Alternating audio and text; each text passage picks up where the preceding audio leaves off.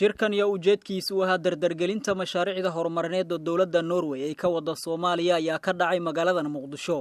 iyadoo uu ka qayb galay Jamaal Maxamed Xasan wasiirka qorsheynta maalgashiga iyo horumarinta dhaqaalaha dowladda federaalka Soomaaliya iyo mas'uuliyiin kale oo ka socday dowladda Norway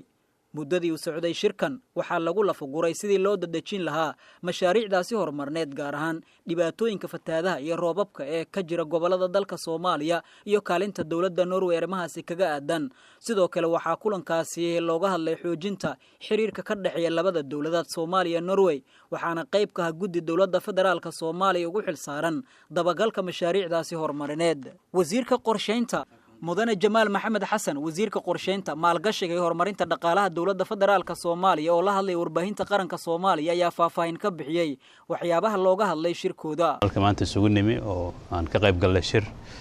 isugu yimaadeen dowladaha Soomaaliya iyo Norway shirkaas oo ku saabsan arrimaha xasilinta ee noqon lahayd fulinta mashaariicda laga fulinayo wadanka ee noqon lahayd mashaariic cusub aan rabno in hadda laga fuliyo qaybo kamid ah wadanka waxaan soo joognaa oo bidixda taagan ergeyga gaarka ah ee dowladda Norway Soomaaliya u qaabilsan Mr. Fabian Heinz oo runtii shaqo badan ka qabtay wadanka xiriirka hagaajinta iyo xoojinta xiriirka labada wadan arrimahan ka wada hadalay oo isku afgaranay inkastoo wali shirka qaybtiisa kala socoto waxa kamid ah in sida ugu dhaqsaha badan wax looga qabto dhibaatooyinka fatahaadaha ay keeneen roobabkii inaan ka howlgalno meelaha u baahan gargaar degdeg in la gaarsiiyo meelaha u baahan in wax degdeg laga qabto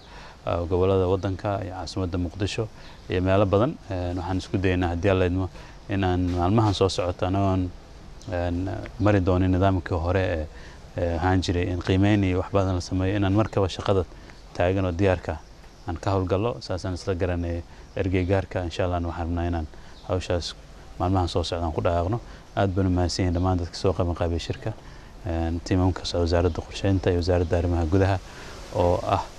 labada wasaaradood oo ku bahoobay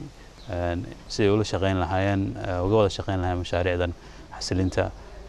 oo ay dowladda Norwayna qayb libaax leh ka qaadato taageero badan ay ku bixiso dhinaca kale danjiraha dowladda Norway ee Soomaaliya Fabian Heinz ayaa wuxuu sheegay inay ka go'an tahay sidii loo dardargelin lahaa fulinta mashaariicdaasi horumarineed oo dowladda Norway ugu talagashay inay ku taageerto Soomaaliya dowladda Norway ayaa kamid ah dowladaha sida weyn u taageera dowladda federaalka Soomaaliya